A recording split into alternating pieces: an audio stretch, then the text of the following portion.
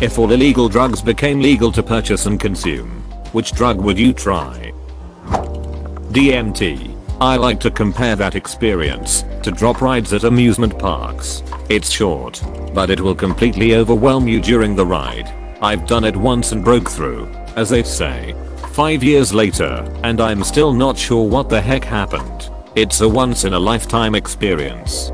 But just be ready. Shit's insane. I remember seeing colors and shapes that don't exist. It was like seeing shit in the fourth dimension and my brain could understand it. Awesomely mind-blowing. On DMT I thought to myself, could I just become a dolphin? And right away I was. Swimming in a pack of dolphins. Looking around at the others, and I knew one dolphin was my girlfriend dolphin. It felt as real as normal. Everyday life does. Was I supposed to wait? Back when I worked at Target my coworkers were like, when I'm really old I'm going to try this. Duck it. And your comment perfectly describes my thought process to that. Reminds me of high school. The senior valedictorian for my junior year was this girl that probably had 4.2 GPA. Super sweet and goody two shoes. Probably never jaywalked. The week before graduation, she got up in the middle of app physics, blurted I'm not learning anything here, and left solely so she could experience getting detention.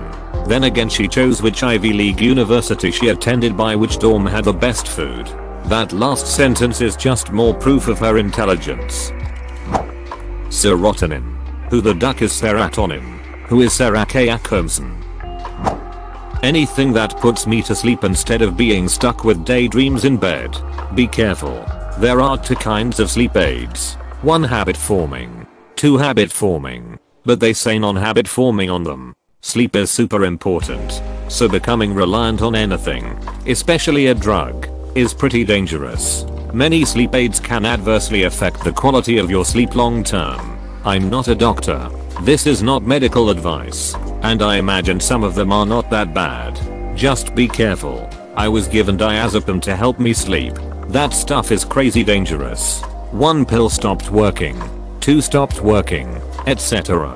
It's a downward spiral from there. I don't understand why people are prescribed diazepam to help sleep, as it's an anxiolytic and not a sleep drug. I have a long-term prescription 3 years as I had severe PTSD, and I have never needed to increase the dose. I have decreased it to almost nothing over years as I dealt with the underlying issue.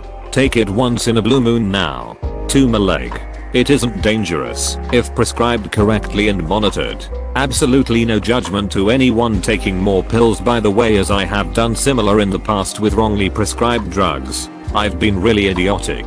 Inevitable. I just find it odd when something like temazepam is a more effective sleep drug in dire situations. Or zopiclone.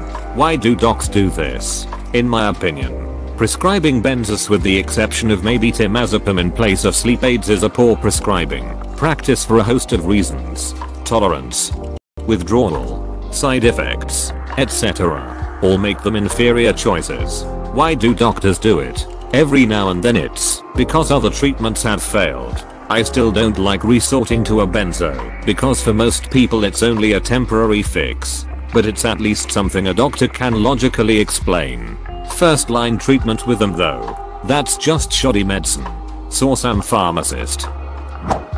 I would try heroin when I'm close to the end, where if it kills me, it's no great loss. I've always wanted to know what is so good about it that it makes otherwise rational people sail their ship straight into the rocks. It's not that it's so good, which I mean, it is literally like a constant orgasm. But once you become physically addicted, your brain literally puts the obtainment of the drug before everything else in your mind. So even though you know that your mom will be hurt and kick you out if you steal another 300 from her, and you don't want those things to happen, your brain has physiologically prioritized the heroin to all of that because it can't produce its own endorphins anymore. Your brain has categorized heroin as important as water in your automatic mind. Most of that insane dependence stems from people not wanting to experience the incredibly bad withdrawals. Plenty of people who are addicted don't get that high anymore. They just use to not get the withdrawals. It's a terrible drug. LSD. It's amazing. But it's something you need to prepare for. Your environment affects the trip. Your mental state affects the trip. Be chill. Get in a comfy place with a nice view. A view on nature. Prepare a playlist. Prepare a full day worth of liquid, juices, water. Remind yourself to stay hydrated. If you're the type to stress easily and freak out, then ask a friend to be your sober trip sitter. They'll just chill with you and be there in case you have a bad trip. But with the proper setting and mental state, you won't. Get a Xanax pill ready. It'll bring you back to earth if you need it. Canceling the LSD's high. Do not try LSD if you have any mental issues. LSD schizophrenia bad. I won't get into details, but if you have any history of mental illness in your family, stay away from LSD. LSD is not safe for you. No matter how much you trust your source, you need to test what you got. Do not ingest a tab without testing it first. You will need to buy an earlich test. It's available on Amazon. You cut a tiny piece of your tab, you put it in a white ceramic plate, and you add a drop of the reagent. If it turned purple, you have legit LSD. If it's any other color besides purple, you don't have LSD. Put that in the trash immediately. There is a fake LSD called 25-einbohm which will gives you a very similar trip, but unlike LSD, that molecule is not safe. Take too much, and it can seriously hurt you. It also has a bitter taste which is usually a giveaway. If you decided to be a jackass, not test your tab, and it's bitter when you put it on your tongue, spit it out. A few seconds of exposure won't do any harm, but you don't want the whole tab to dissolve. If it's your first time and you don't want to fall in the rabbit hole, don't smoke weed while tripping. Weed LSD is super fun, but it's more of a sunken place kind of fun. 150 to 175 g is a good dose for a first trip. I wouldn't recommend taking more than 175 g on a first trip. I also wouldn't recommend taking less than 100 g. Under that the high is very different. You'll miss out on many of the most fun effects you get at 150 plus g. And to clear some common beliefs, you won't hallucinate. Your vision might be distorted, and colors will be more vibrant and beautiful. But you won't see things that aren't there. At least not until you get into 4 digits GS. And only hardcore psychonauts do that kind of dosage. You can't overdose. But you don't want to trip too hard without experience. There is zero addiction. Neither physical nor mental. In fact, you'll probably feel like not touching LSD again for a few months at least after your first trip. It'll take you days just to mentally process everything you've experienced in those 12 to 14 h of tripping. DM if you have any question. Edit. Some important info I forgot to share. LSD takes 4 hours to peak and lasts up to 12 h. 16 h if you extend your trip with weed on the come down. You likely won't feel a thing for the first hour. Do not redose. Wait. Stay hydrated or suffer a terrible headache when it's all over. Do not clench your teeth for the same reason, common behavior on first trips. I agree with everything above, but think 175 UG is too high for a first trip.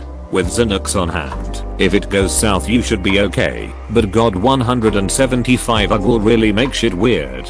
I even think 100 UG, normally 1 tab, is quite high for a first time. I'd take a 1, 2 or 3, 4 of a tab the first time. You may not feel like you are experiencing all of time and consciousness at once, but that's often far too much for anyone to handle if inexperienced. It will still be quite intense and eye-opening. Also, do not ignore the advice of having a trip sitter and Xanax. A lot of people have done very stupid things or gotten PTSD from LSD. Be careful. Source have done LSD at almost every dose, have had some awful trips, and think 75 UG is the sweet spot. Quaaludes. Edit. Thank you for my first gold. Now if I could find my first loot without going to South Africa.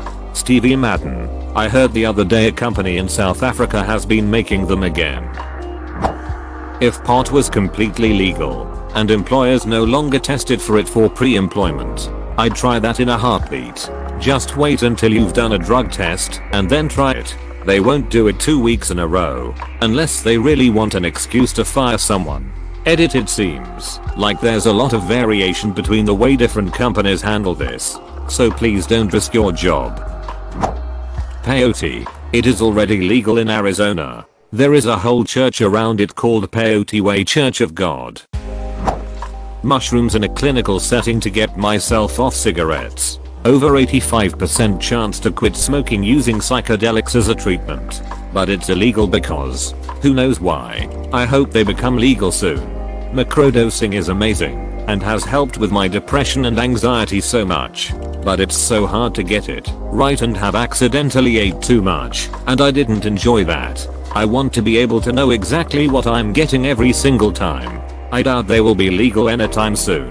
Without concentrated psilocybin, biocystin and norbiocystin, you'll never know exactly what you're getting, since the makeup of each mushroom varies, and on top of that the same dose one day can react very differently the next day. I'm a huge advocate for mushrooms, but I don't see it being soon.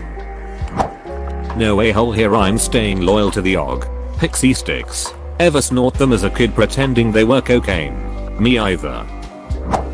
I'd still just smoke weed in my 40s. I've tried a lot of stuff in my earlier years. I've balked at some like when a couple of my flatmates had a 2-week dalliance with chasing the dragon, which luckily ended after another friend had his arm broken by a skaghead over a bum deal. And frankly, I'd rather have a spliff and a nice beer or an single malt with some mates and have a nice chat or watch a movie than spending a couple of hours watching the wallpaper move done, or dancing for 6 hours in a warehouse while thinking everyone is the greatest person in the world done, or staying awake for 28 hours straight playing Mortal Kombat done, etc. Well said. I'm in my mid-20s, and at this point I've tried everything I want to, everything but the hard shit, meth, crack. Even now when I do cocaine, my body and brain are ducked for 2 days minimum. At this point it's solely booze and weed and a moderate amount of that. There's a reason weed and booze have been popular since humans could think. I've tried all the drugs I care to already. Don't need permission from the man. It's not so much asking for permission, it's mostly being able to trust who you buy from. Ketamine. A special K. How close I hold thee to my heart and olfactory system. Ayahuasca. It's the only drug I want to do that I haven't been able to try yet. I did mescaline in Peru. Ayahuasca was an option too, but from what people told me, it sounded like it would be a horrible experience. Mescaline is the light and ayahuasca is the dark. I'll stick to the light, and also, not shitting my pants and vomiting. Honestly, none of them. Not because I'm not curious, but because I know I have an addictive personality. I've struggled with online gambling sites I managed to cut myself off before it became an actual problem, and I still struggle with food addiction. I know I'd start just to try and then end up with a real problem. Edit, holy moly, this got big overnight. I just want to add a couple of things to answer some of the more commonly brought up points. Firstly, I never said all drugs are addictive. Just that I have an addictive personality and would become so. I can get addicted to anything, a hobby, a new habit, etc., and would likely get addicted to the way the drug made me feel rather than the substance itself. Secondly, psychedelics are one I would never touch, and it has nothing to do with addiction. I have schizophrenia diagnosed and kept well under control now, and I don't think taking anything designed for causing tripping or hallucinations is a good idea given that issue. Thanks everyone for their points of view, whether I agree or not, and for the couple of awards. I stand by my decision that I'd never try any kind of drugs, regardless of legality, because of my own personality flaws towards addictive behavior, but I don't judge anyone who does. Smart decision. I've tried pretty much everything I want to try, but I would choose cocaine any day. Nothing quite like it, but I don't want to go back there. Yeah, the exact same for me. In fact, this quarantine couldn't have come at a better time for me. I was struggling a lot with quitting. It has a way to pull you in unlike any other drug I've tried. Sucks. I feel like legality isn't really the determining factor, lol. Availability might be, though, and quality control. That drug called love. I'd just grow a poppy field and a bunch of weed. Be boolin' for the rest of my days. Technically poppies aren't illegal to grow. It's only when you grow enough for intent to produce distribute. You can grow a couple poppies and harvest the opium from them. The year before last I grew around 20 of them, and they only produced enough opium for a few hits and a head change. Opium isn't that potent, yes. I know different varieties exist and some have a stronger morphine. What's the safest psychedelic? Shrooms. I'd totally be on board for trying an actual trip, but also I'm not willing to take on much risk, physical or legal, to do it. So, here I sit, having only ever smoked pot, and only did that twice with no results that I noticed. Nice try, officer. Hallucinogenics. Recent studies have shown that they help much better than regular traditional medications with depression and anxiety. They last for a longer time than traditional medicines as well. Pot. I know it's tame, but I mean, based on what I know about it, I can see no reason not to do it. Actually, the only drug I need is caffeine and the power of THE Sunday. The legality of drugs isn't stopping me from trying certain drugs. I just have no interest in most of them. The legality of drugs never has or will affect my decision on what drugs to take. This is why the war on drugs is stupid. If you're going to do heroin, you're going to do heroin. It being legal or not has nothing to do with it. In fact, it is highly likely you first did legal heroin in the form of prescription pills in the first place. Done ecstasy and had a good time, so I would be curious to try its pure form, Molly. Misalex 7. It's a cream used to treat vaginal fungal infections. As a man I would use it on my feet. I've been fighting a foot fungus for 20 plus years. Thanks to the USMC, my roommate, a Navy medic, stole a tube and hooked me up. The stuff worked great. Much better in fact than the OTC stuff at the store. I almost rid myself of the foot fungus when I ran out. Doctors, military and civilian, refused to give me Misalex 7, even after I explained to them the benefits and why it works better than the OTC foot cream. Either they are racist or insensitive jerks who want to milk me for all the money I have. This is a part of the reason I hate doctors. Hallucinogenics of some kind, not sure they're illegal, though. Anyway, the stuff Joe Rogan's always going on about. Still none. The legality of it all isn't what's stopping me.